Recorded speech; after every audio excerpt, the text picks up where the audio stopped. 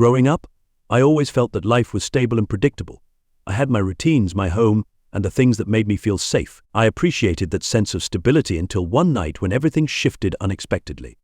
It wasn't a big event, just a small disruption, but it signaled the start of a journey that would challenge everything I believed about myself. It began with a simple noise, the sound of a trash can being knocked over in the middle of the night. It startled me awake. This wasn't the first time it had happened, and I was already annoyed. I assumed it was the stray dogs again, but little did I know that this minor disturbance would lead me to encounter two individuals who would drastically alter my quiet life. Groggy and irritated, I grabbed a belub and made my way to the back door. For the third time that week, I was woken up by the clattering of overturned trash bins. I was fed up with cleaning up this mess. Why couldn't people manage their pets better? I understood that the animals were likely hungry, but it didn't ease my frustration. I cautiously opened the gate, ready to handle the problem, and as I approached the scattered garbage, I saw two shadowy figures standing nearby. My grip on the club tightened as they noticed me. "Please, sir, we're just hungry," one of them said. "We'll clean it all up, just don't hurt us." They weren't dogs, they were children, though they looked wild. In the dim light, I grabbed them by their collars and dragged them into the backyard under the security lights for a better look.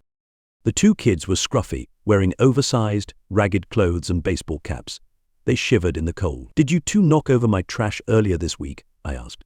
They glanced at each other. "Yeah," one admitted. "You always throw out stuff like pizza or food. I'm sorry we did this. It won't happen again. Just let us go, and we'll clean it up."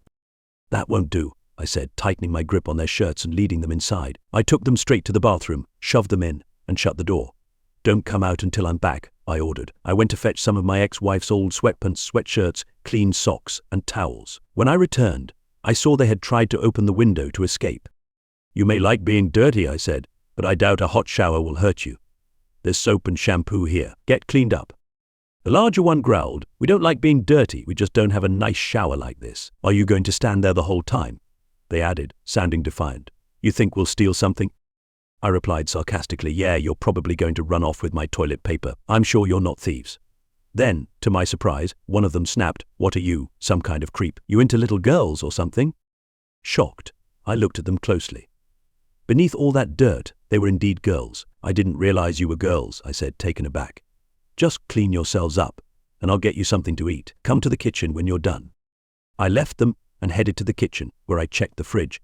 There was cold fried chicken, half a bowl of potato salad, a tray of vegetables, some pastrami, and dill pickles. I divided the chicken onto 2 plates, 3 pieces each, added a large scoop of potato salad, and threw on some vegetables with dip and a few pickles. I also made pastrami sandwiches and included chips, hoping they'd enjoy the monster cheese, mayo, and mustard.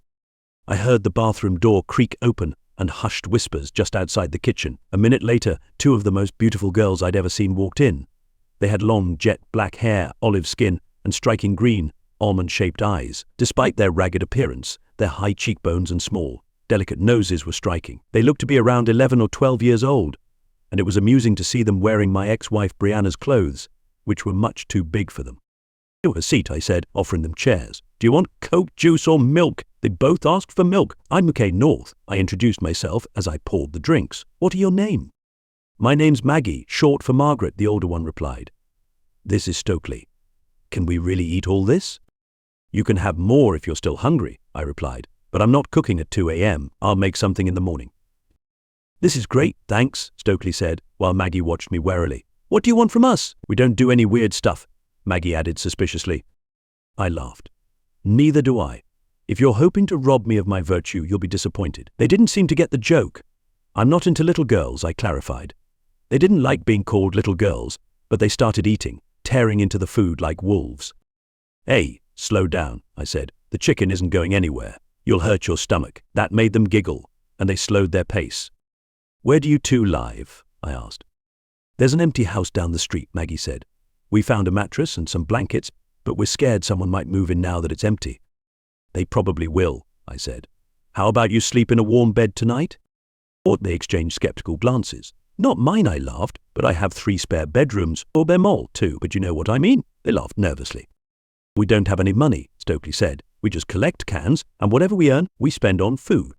"I'm not asking for money," I clarified. "Did I ever mention you paying me?" "Then why are you doing this?" she asked. "Why are you being so kind to us?" "Call me Mac," I replied. "Everyone does."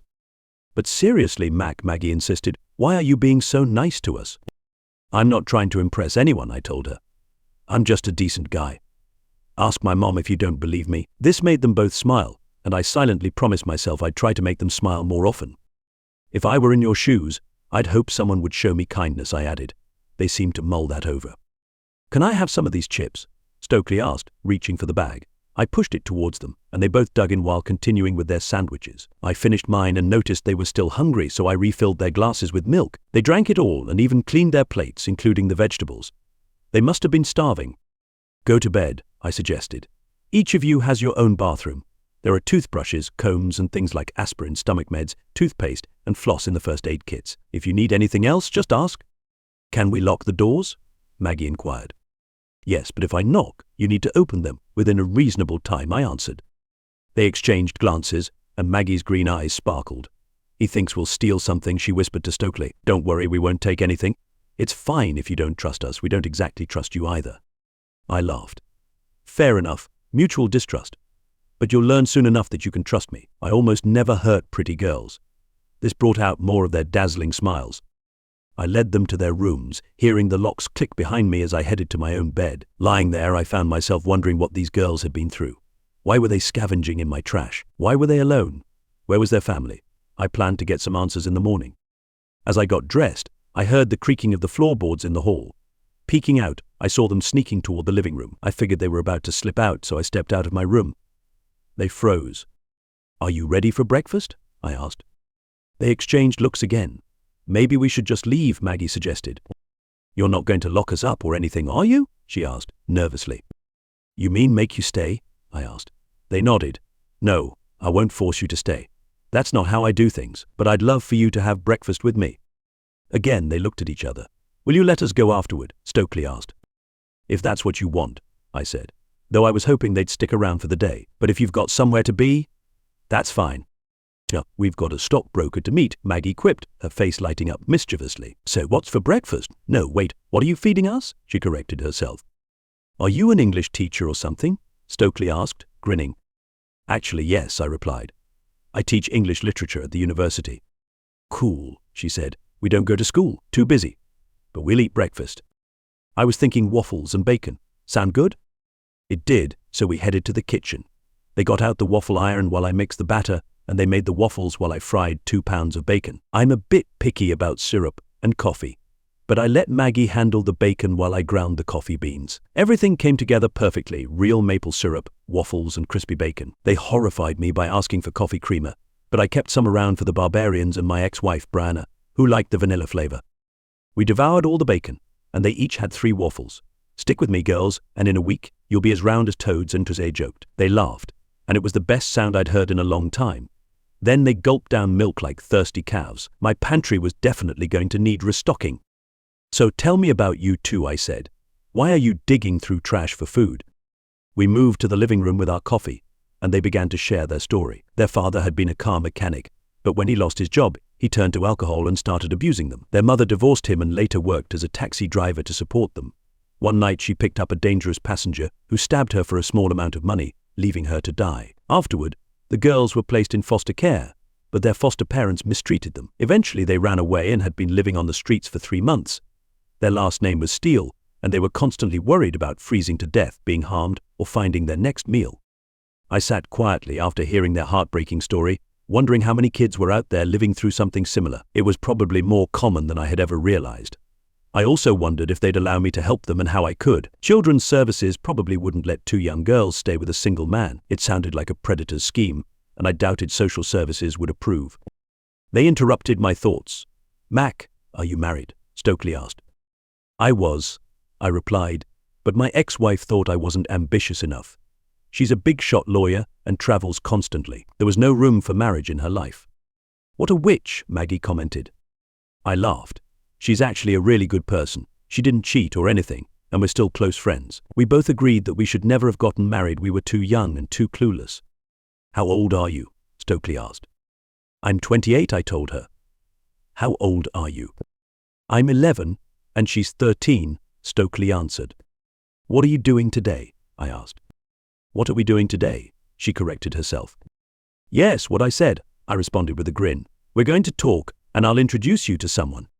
I opened the garage door, and a furry mass came bounding in. He spotted the girls and leapt onto the sofa, landing on their laps and licking them with his big pink tongue. "Till with this, Granville," I said, but I call him Gamma. The girls giggled as the dog smothered them with licks.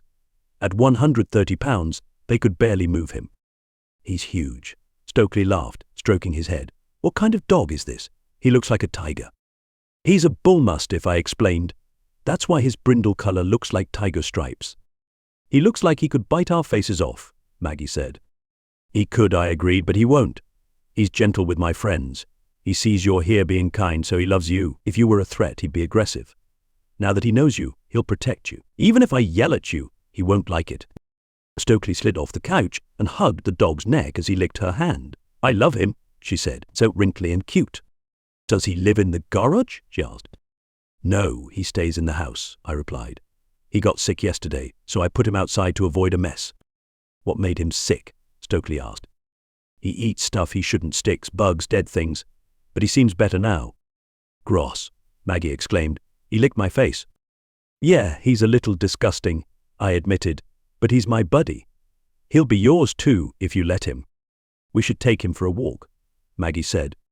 It had grabbed his leash, and Maggie wanted to lead him, but the dog practically dragged her a few yards ahead, with Stokely and me trailing behind. Stokely slipped her small hand into mine, and I glanced down at her. She looked up at me with a smile. "Everything okay?" she asked. "Of course, sweetheart," I replied. "I enjoy holding hands with pretty girls." She blushed slightly but didn't let go. We walked for a couple of miles, and by the time we returned, Granville was panting and drooling. Though it was cold, it didn't seem to bother him. We sat down with more coffee and spent the rest of the day chatting. Eventually, I asked if they would let me help them. "What could you possibly do?" Maggie asked. "I'm not really sure," I admitted, "but I could ask Brianna. She's a lawyer. Though, a different kind of lawyer. Maybe she'll have some advice." "Is that the same witch?" Maggie asked. "Maggie, stop calling her that. She's not a witch. Do you trust me?" I asked. They shared a look before Stokely said, "Yeah, I guess. You've been nice to us." "All right, let's call her and see if she can come over. I think you'll like her, just give her a chance." Brianna was busy, but she agreed to come over for dinner. Bri is a tall, striking redhead, and although she doesn't see it, she's incredibly attractive. When she walked in, I could tell the girls were impressed. She kissed me in a way that made my toes curl, then hugged both girls. "Even you've replaced me already," she teased, winking at them. "No, Bri, you're irreplaceable," I joked, making her smile with pleasure. I explained to the girls that Bri and I were still close friends, which was true. We had a friends with benefits arrangement. Sometimes we'd see each other once a week, sometimes more. Occasionally she'd stay over for a week, and we'd have sex like rabbits. But she had no time for a husband, and I didn't think she ever would. We loved each other, but as a married couple, we were a disaster. As friends, we were perfect, but marriage was a constant fight. "So who are your new girlfriends?" she asked, flashing a smile at them. I could see they were dazzled. "I'm Maggie, and this is Stokely." "Nice to meet you," Bri said. "You know this guy's dangerous, right?" "Not to us," Stokely replied, "but he could be to someone who crosses him. He has a club and a really big dog." Brianna nudged Granville with her boot, and he grumbled in his sleep. "Hey, big guy," she said, kneeling down to hug him. "Miss me?" Granville barely lifted his head, too tired to care. "So what's going on, Mac?" Brianna asked. "Why'd you call me over?" "Not that I mind, he's a great cook. Girls, if you can motivate him." "I think he made lamb chops," Maggie said. "We've never had anything like it before." "Oh, well, looks like I'm in for a treat. But seriously, what's the issue?" she asked again. Over dinner, I explained the situation.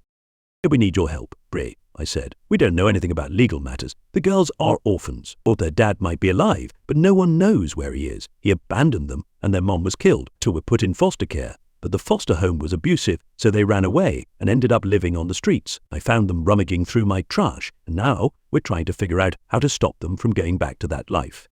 Oh, Brianna looked at me for a moment. "You want them, don't you?" she said, exhaling. "Jesus, Mac, you've always wanted kids. And since I didn't give you any, you want them, don't you?" I blushed. "Yeah, I kind of do. What do you think, Bri? What's the best way to handle this?" "I don't think it's possible," she said, shaking her head. "No family court is going to grant you custody of 2 young girls. You're a single guy. It's a lawsuit waiting to happen. They won't allow it." So I glanced at the girls, who were staring at me wide-eyed. "What?" I asked. They looked at each other before bursting into tears and running to hug me. "So you want to keep us?" Stokely sobbed. "I can't believe it. I never thought we'd find anyone. She couldn't finish through the tears. I hugged them tightly. Yes, girls, I did think about it. You need someone to take care of you, and I need someone to take care of me, and I thought we could figure this out together. Their small bodies trembled as they held on to me, and I looked at Bree, helpful. She looked at the girls, then at me. Damn it, Mac. Look what you've done to me. Just when I think I've got you all figured out, you surprise me again. What am I going to do with you? Her expression softened, like she was seeing me in a new light. Give me a few days to think. Girls, you're coming with me. You can't stay here with Mac. It'll ruin everything if anyone finds out. And Mac, I'm taking Granville too. I can't be home without him, and you'll have to look after the girls. She whisked the girls and Granville out the door like a whirlwind and into her Mercedes. So I'll call you, she said before leaving. Over the next 2 weeks, Brianna called me briefly 3 times, but I didn't see her or the girls. Then, on a Friday morning, she called and asked me to meet her for dinner at Alfonso's, a small Italian restaurant we used to go to in Pontiac. When I arrived, she was already at the bar with several men hovering around her. So the moment she saw me, she got up, leaving them behind as she walked over to me. We headed to our usual booth, but this time she sat next to me instead of across the table, which was unusual. We ordered, and for a while she didn't say much. Finally she spoke. You know I love you, right, Mac? Yes, and I love you too, I replied. No, I mean I'm in love with you, Mac. I've always been. Ever since that day at Cedar Point, you're the only man I've ever loved or will ever virtue. I trust you completely. I love everything about you except the part where we were married. You know I need to be free, no commitments, no baggage, no strings. I love my job and my life, but I don't love them more than I love you. And I don't have to choose. You're as faithful as Granville. We've always had this understanding. I don't sleep with anyone else, never have. You've always understood that about me. And that's why what I'm about to say will probably sound crazy. Oh, I joked. Sounds like I'm in for a surprise. He shot me a look. Yes, you are. Will you marry me, Mac? I nearly choked on my wine. Getting wine in your lungs is not pleasant. Once I recovered, I just sat there, stunned. Stop being an idiot and answer me, she barked. Hell no, I finally managed. Why, Bree? We'd drive each other crazy within a month. What's wrong with how things are now? Nothing, she admitted. This isn't about us. It's about those 2 adorable girls, Mac. I'm completely in love with them. You turned my world upside down when you invited me over that night. They cry to see you every night, but I'm not letting them go. I've never been happier than I am with them, but no judge would give us custody, not to me, not to you, not to either of us alone. But if we were married, we'd get them in a heartbeat. So, I need them, and if I need them, I need you. If you want them, you'll have to deal with me too. Can we really do this, Mac? Uh-huh. I doubt it, I replied. You're just like me. You come home drunk, you're never on time for anything except work, and half the time you don't come home at all. Right, we've been through this.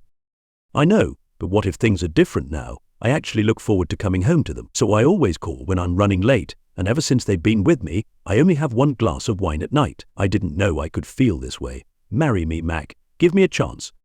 So we need to talk this through, I said. Then let's talk. What are we even doing here? Doing 2? I'm joking. Tell me what's really going on. Should I start? Let's start. Signaled the waiter for more wine. Go ahead. In what drives me insane about you is your need to control everything about me, she said. You have to know where I am, who I'm with, what I'm doing, and when I'll be home. You're paranoid. If you could just stop trying to control me, we'd still be married, but you can't help it. You know you're the only man I've ever cared about, right?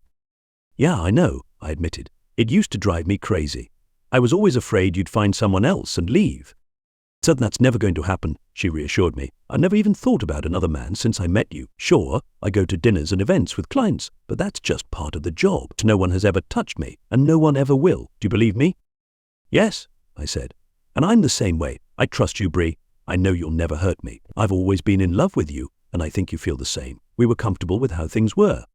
Well, I'm not comfortable anymore, she responded. Those girls need a family. I love them almost as much as I love you, more than my job, and I want to be part of their lives. The only way that happens is if we do this together. Will you give me a chance, Mac? Will you marry me so we can be a family? I'll never have kids of my own. Taiku's selfish for that. But these girls, we can take care of them. Marry me, and I'll make you happier than you've ever been. Okay, clearly you've put a lot of thought into this, I said.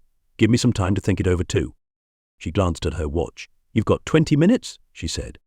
Oh wait, what? Do I have a deadline? I asked, surprised.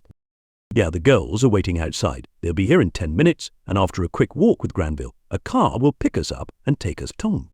So quickly finished our meal and stepped outside, where a limo was waiting. But the girls were nowhere in sight. The driver mentioned they were walking the dog, and he didn't seem thrilled about it. I assumed he wasn't a fan of dog drool on the seats. After a few minutes, I saw the girls hurrying toward us. "Let's go," Maggie said as they approached. Some guy was watching us, and Granville didn't like him. He growled at him. He glanced down the street and saw a young man walking toward us. He looked about 20, covered in tattoos and piercings, with a knit cap and sagging pants barely staying on, so he probably thought he looked tough. What are you staring at?" he snapped at me. "So nothing. We're just leaving," I replied. "It's all yours." "Nice jacket, fancy car, pretty women," he sneered. "Looks like you've got some money." The guy was out of his mind. I stood at least 8 inches taller than him and outweighed him by a good 100 pounds, no beer belly either. "You'd better move along, kid," I told him. "My dog really doesn't like you." He got about 4 feet from us. "I'm not scared of any dog," he said. "How much money you got on you?" He reached under his jacket, and I caught a glimpse of metal. Without hesitation, I kicked him square in the chest, sending him flying backward. A weapon fell out of his waistband. Maggie lost her grip on Granville's leash as he lunged. The guy managed to shield his face with his arm, but I heard the crunch as Granville broke his forearm. He screamed as Granville tore into his sleeve. "Granville, down," I commanded. Granville backed off, sitting beside me while the man writhed on the ground. I knelt beside him, Granville still close by. "Take it, Grandma," I said. Granville lunged forward, his jaws snapping near the man's neck. "So I think you're an idiot," I told him. "What are you, some kind of fool?" He nodded, fear in his eyes. "Say it," I demanded. See, he didn't answer. "Fight, Granville," I ordered. The man whimpered as blood trickled from where Granville's teeth grazed his skin, the sound of the dog's heavy breathing filling the air. "Say it," I repeated. "So I'm an idiot," he whispered. "How much cash do you have on you?" I asked. "Hand it over." He slowly reached into his pocket, but Granville tightened his grip slightly. Carefully, I warned. So he pulled out a wad of cash and handed it to me. "Let him go, Granville," I said. Granville released him, and the man scrambled backward. "I'll give you a 20-yard head start," I told him. "Then I'm sending the dog after you, so you'd better run fast." He bolted like a sprinter, but his pants fell halfway down, and he tripped. He yanked them up with his good hand and took off again. "You need a belt," I called after him. I turned back to the girls, who stood with their mouths hanging open. "So what?" I asked. "It isn't a bright..." Fuji Bree was the first to speak. "You're one nasty son of a witch, Mac. Remind us never to piss you off." The girls rushed over and hugged me. "Oh my God, Mac," Stokely whispered into my chest. "I thought that guy was scary, but you didn't even break a sweat. You did it for us, didn't you?" "Well, no one messes with my girls," I told her. "And he even left you a little something for your college fund." So I handed her the cash. She counted it. $700. He must have robbed a few people recently. And she split it with Maggie, and we got into the limo. As I leaned back, hugging Maggie, I noticed something. "A van's coming for us," I said. "I know," Bree replied. "It's got some of our things." So I raised an eyebrow. "I know I take a lot for granted," she laughed. "Girls," I said. "Yes, Bree and I are getting married again, and you'll stay with us." The girls gasped and squealed with excitement. "Really?" Maggie asked. "She's really not a witch, you were right. We love Bree. She's been so good to us. We have all these new clothes, and she got us into this amazing school. We'll make you both proud, I promise." "We know you will, sweetheart. Don't worry," Bree reassured them. I was still in shock, trying to find words, but nothing came out. "Mac, you okay?" Stokely asked. Bree chuckled. "No, he's in full panic mode. His perfectly organized life is about to get turned upside down. His house is spotless, everything in its place. Now there will be underwear in the shower, books scattered around, and drink rings on the coffee table. It'll drive him crazy. I don't even know how he manages with Granville. We'll just have to love him enough that he won't mind a few crumbs on the table. Think we can do that?" "I think we can," Maggie laughed. "You're not sure how Bri started," she teased, "but oh, he loves pretty girls. Just bat your eyelashes and he'll melt. Well, be mad at me, but you girls will love us through it." Hold on a second," I groaned. I didn't exactly agree to any of this. Bri, as usual, was sweeping us all up in her whirlwind of decisions. "Do you love Bree?" Stokely asked me. "Yes, I love her. On the other side of the city," I joked. "Yeah, but we all need to be together," Maggie chimed in. So they all burst out laughing at my comment, and I found myself joining them. How had I lost control so quickly? As usual, Brianna had taken charge. What started as my simple effort to help the girls had somehow morphed into a marriage and adoption plan. It was crazy how small actions could spin your life out of control. I thought it was reckless and told Bria as much. When we got back to my house, the place was buzzing with activity. Movers were everywhere. bringing in piles of belongings and setting them in different rooms. To my surprise, loads of women's clothes started appearing in Maggie's and Stokely's rooms.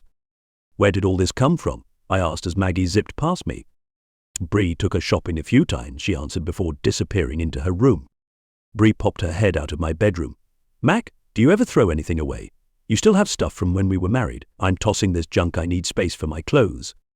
I rushed over to save my high school Letterman jacket from the trash. "Stop it, Brianna," I shouted. "You can't just throw my things away.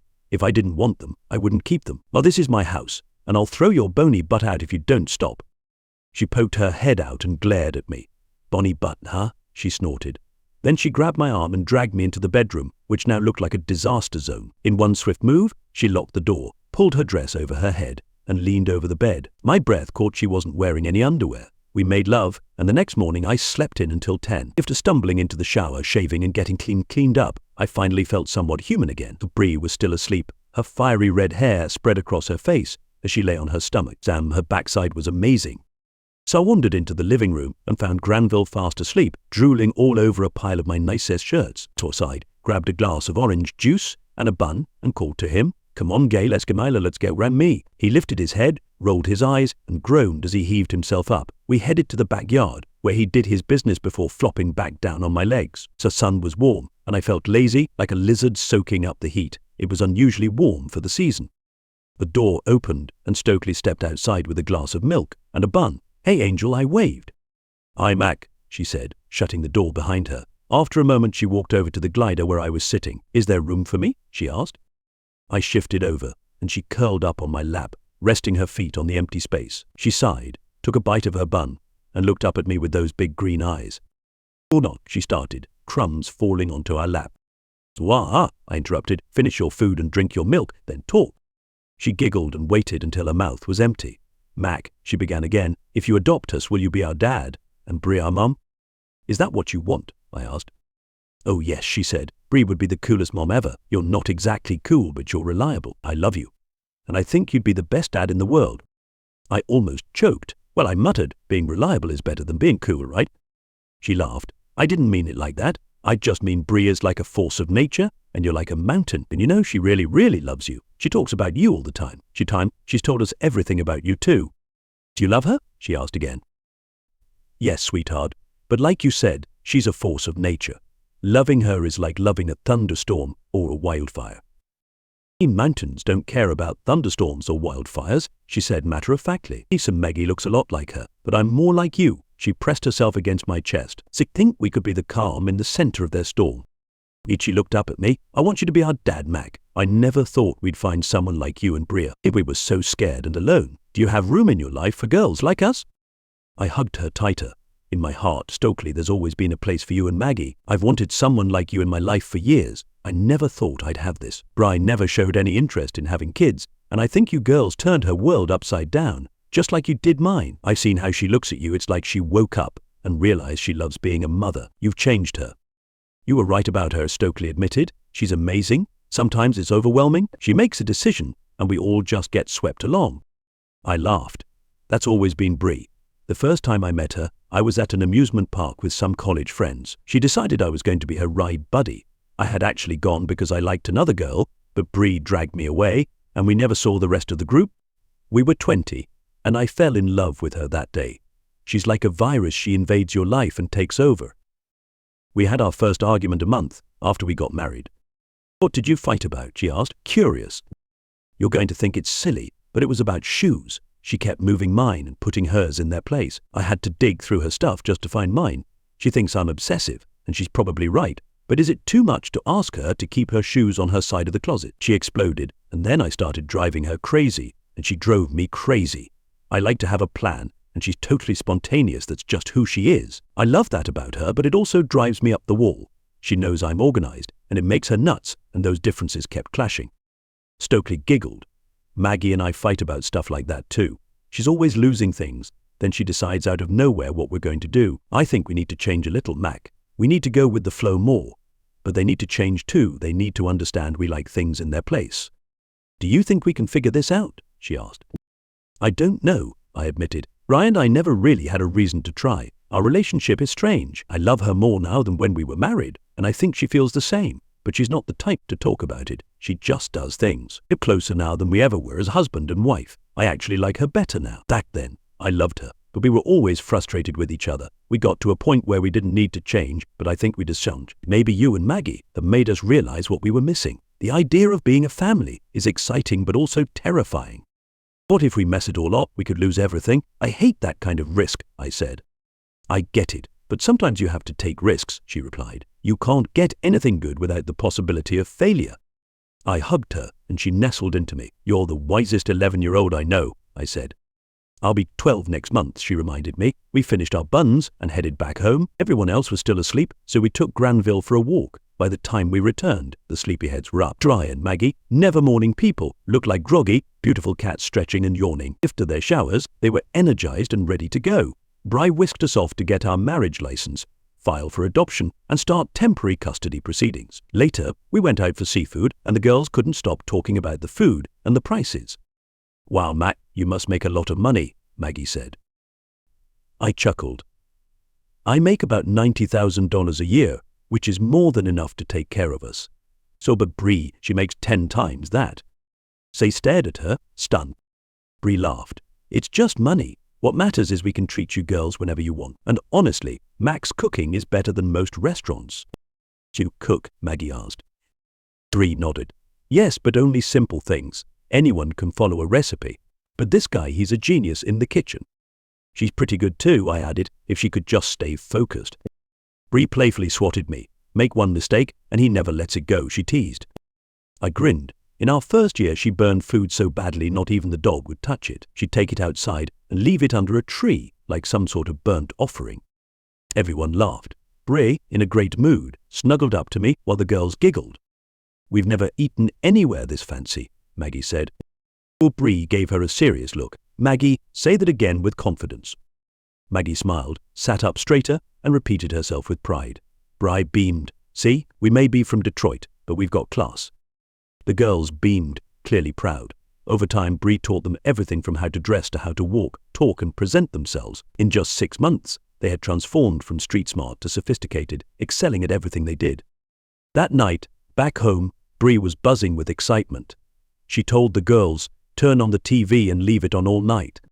So they laughed, knowing what was coming next. She grabbed my hand and led me to the bedroom.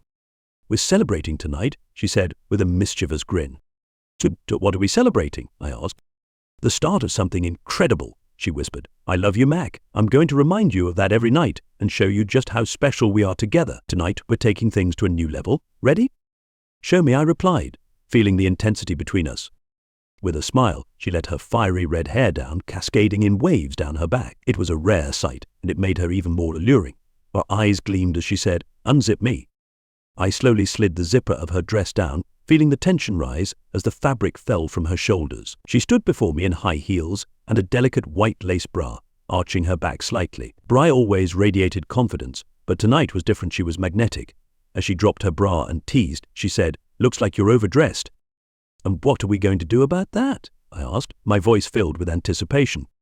She moved closer, her body flowing gracefully, and gently pushed me onto the bed. Kneeling beside me, she unbuttoned my shirt, slipped it off, and briefly trapped my arms before tossing it aside. Her skilled hands undid my belt and pants, pulling them down along with my socks and shoe. I lay there, fully exposed, overwhelmed by her intensity. This wasn't just about physical attraction, this was Bree at her most vulnerable. We made love, and afterward I felt a deepening connection between us. She looked at me, her eyes soft but brimming with emotion. Mac, I love you, she said, her voice trembling. I've been selfish, never really giving myself to anyone until now. Did you want me? I'm ready to be your friend, your lover, your wife and a mother to the girls. Will you help me? Be patient with me. You won't regret it. I kissed her deeply. I love you more than anything. You'll need to be patient with me too. We're a team, and we can do this together. I'll do anything for you and the girls, she whispered. But I'm scared. I'm afraid I'll be a terrible mom. That's why I never want kids. I've always feared it. I don't know how to be a father either. I laughed. But I think we'll figure it out.